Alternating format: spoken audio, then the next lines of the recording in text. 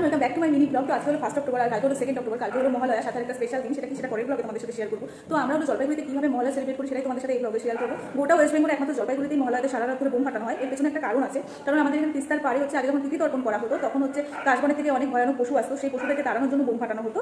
তো তারই প্রচলন এখন অবধি চলে আসছে। তো সেই কারণে আমরা সারা রাত ধরে মহালয়া বোম ফাটাই আর এইভাবে সেলিব্রেট করি।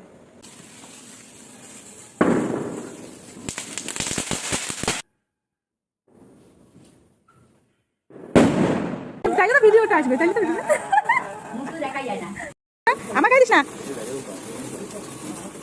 ভিডিও।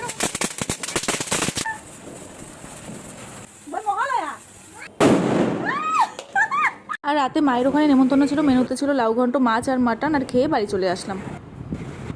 देवी प्रपन्नार्ति हरे प्रसीद प्रसीद मातर जगतो अखिलस्य प्रसीद विश्वेश्वरी।